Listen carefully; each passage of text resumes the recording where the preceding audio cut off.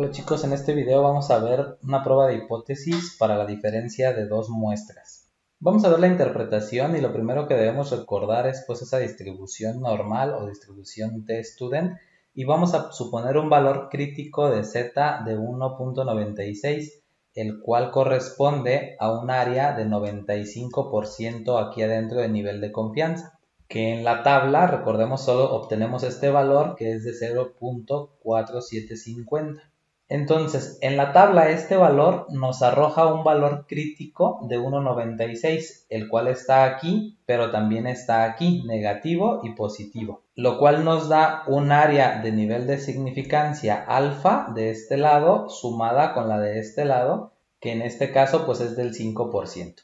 Entonces, en las pruebas de dos muestras se acostumbra más bien probar el valor z, es un poco más sencillo. Si nos dicen que tenemos una prueba que hacer entre la muestra 1 y la muestra 2, que ver si son iguales o diferentes, pues entonces la hipótesis va a ser si son iguales. Y nos dan un nivel de confianza, por ejemplo, el 95%, y pues nosotros tenemos esto.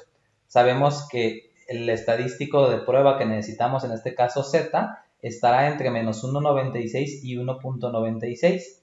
Entonces bastará con calcular el valor z de las dos muestras para ver si está dentro de la región de aceptación, que es esta, o si está dentro de la región de rechazo, que es esta de acá. Y las formulitas son las siguientes. Cuando vamos a trabajar con medias, para muestras grandes tenemos la que normalmente ya conocíamos. Si ustedes se acuerdan, esa z era igual a la media de la muestra menos la media de la población entre el error de medias.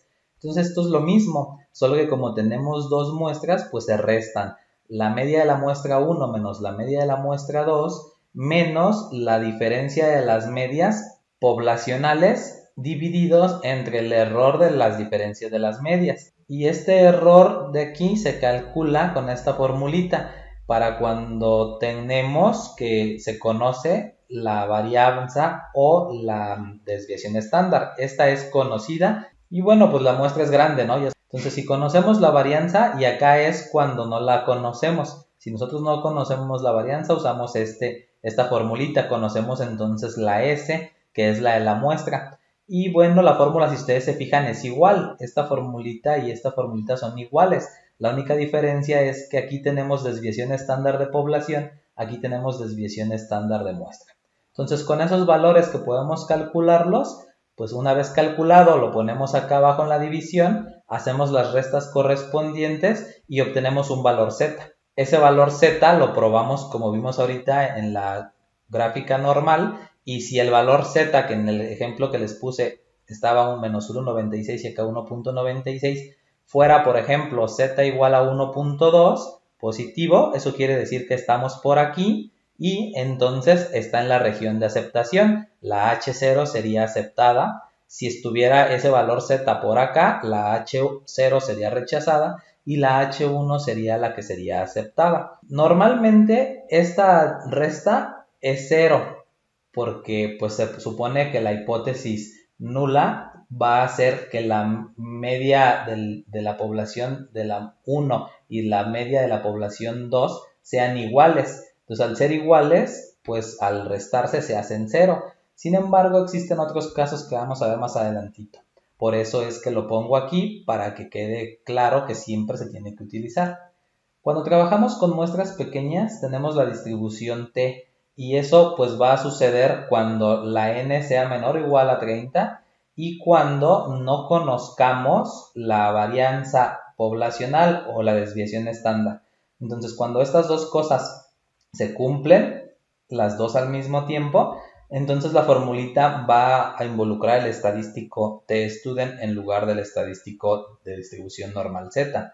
Esta formulita pues aparentemente es igual a esta de acá, ¿sí? Son iguales, pero lo que cambia es que ahora ese error de medias va a ser diferente. Si se fijan, la formulita del error de medias está parecida a esa, pero en vez de involucrar a la varianza o a la desviación estándar aquí, le ponemos un 1 y sacamos un valor SP. y ese valor SP estará calculado acá como SP al cuadrado, que cuando calculemos la SP, pues lo único que hay que hacer es sacarle la raíz para encontrar el valor SP. ¿Sí? Si a la SP al cuadrado le sacamos raíz, pues nos queda la SP, que es esta de aquí. Y esa formulita pues nos va a calcular el valor de ese SP. Ocupamos el tamaño de la muestra 1 y la varianza de la muestra 1, el tamaño de la muestra 2 y la varianza de la muestra 2. Si está elevada al cuadrado es varianza, pues si estuviera sin elevar al cuadrado sería desviación estándar, o bien la desviación estándar elevada al cuadrado es la que ocupamos. Y acá abajo pues también esos tamaños, y se le resta un 2 porque estamos trabajando con dos muestras, entonces perdemos 2 grados de libertad. Eso es lo que sucede aquí. Con ese valor calculamos un estadístico T, y previamente, por ejemplo, si nos habían dicho 95%, pues nosotros vamos a la tablita de T y nos damos cuenta que el 95% según la N nos da un valor, ¿no? Según los grados de libertad tenemos aquí un valor T. Entonces, entre ese valor T positivo y negativo, vamos a calcular el valor T puesto de aquí. Si está dentro, de nuevo se acepta la H0. Si está fuera, se rechaza la H0 aceptando la H1. Si lo que tenemos es una proporción, entonces vamos a tener esta formulita de la siguiente manera. Se parece, sigue siendo muy parecida, para calcular Z pues es lo mismo. Antes calculábamos Z con las proporciones, la proporción de la muestra entre la proporción de la población. Antes calculábamos Z de una forma muy parecida, la proporción de la muestra menos la proporción de la población, dividido entre el error de proporciones. Entonces ahora pues es lo mismo, solo que tenemos dos, entonces por eso se van a restar, ¿no? De la misma manera que allá. Le puse aquí un subíndice H0 pues para que identifiquen que esta es pues la que se quiere probar, la que estará en la hipótesis nula. Y el error ahora lo vamos a calcular de esta manera. Hay textos en los que dicen que ese error se calcula como P1Q1 sobre N1 más P2Q2 sobre N2 de una manera muy parecida a esto que estábamos haciendo aquí, ¿sí? Si se fijan en la de las medias, es el 1 entre la N1, o la varianza pues del 1 entre la N1 más la varianza del 2 entre la N2, y muy parecido acá porque esos errores pues así se calculaban, ¿no? El error de medias, si ustedes se acuerdan, ese error de medias se calcula como la varianza entre la n, y que al final de cuentas la teníamos vista normalmente como una desviación entre la raíz de n, pero es esto mismo. Entonces aquí se parte de que, bueno, pues si tenemos dos, pues lo sumamos para ver cómo está el error. Entonces hay quienes dicen que esto debería de ser, pero bueno, si nos ponemos a analizarlo, la probabilidad de que suceda el evento 1, que es lo que queremos, los éxitos,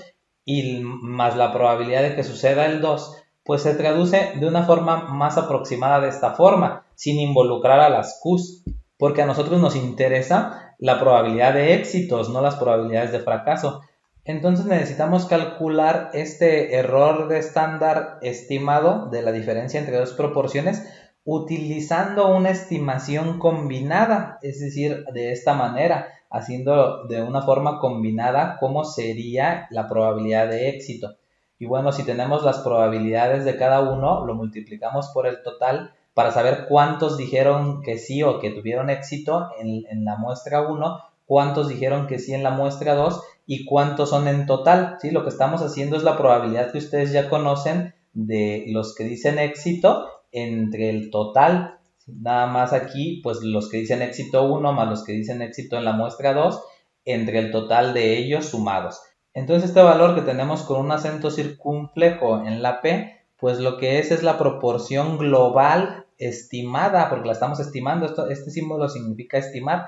Estamos estimando la proporción global de éxitos de las dos poblaciones. Y entonces ahora sí, con esa proporción global de éxitos de las dos poblaciones que está aquí en la formulita, podemos calcular su Q también, que será 1 menos esa proporción, y entonces ya podemos calcular el error. Y con este error lo ponemos en la parte de abajo del Z, calculamos Z, y entonces de la misma manera, si una vez que tuvimos Z aquí y acá esto de aquí, ese z cae dentro de la región de aceptación, pues la H0 se va a aceptar. Si cae fuera, la H0 se va a rechazar. Además, existen otros casos. No nada más sucede, pues eso que tenemos en donde encontramos un estadístico Z antes y un estadístico Z después, sino que podemos encontrar únicamente un estadístico aquí, en donde todo esto va a ser una región de aceptación y esto de acá será una región de rechazo.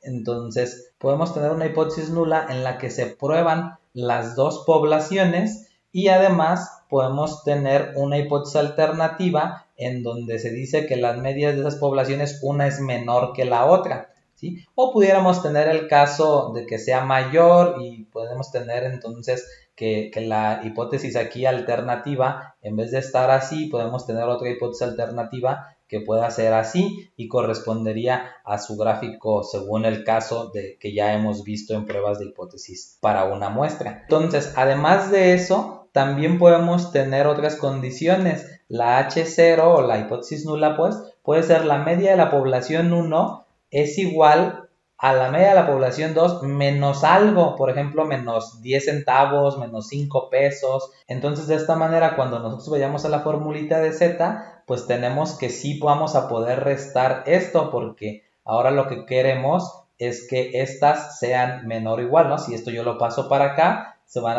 a estar restando. Al restar este de aquí con este de acá, pues me queda de esta manera y entonces yo puedo ver que el valor, estas sí se van a eliminar porque en teoría estamos suponiendo que son iguales, pero pues se le va a agregar un valor. Lamentablemente este tipo sale de los objetivos de este curso, por eso es que no lo vamos a ver, pero es importante que sepan que ahí está. Bien, hasta aquí este video, espero les haya quedado claro cómo hacer una prueba de dos muestras con fórmulas para la media y para la proporción. En los siguientes videos vamos a ver ejemplos. Hasta la próxima.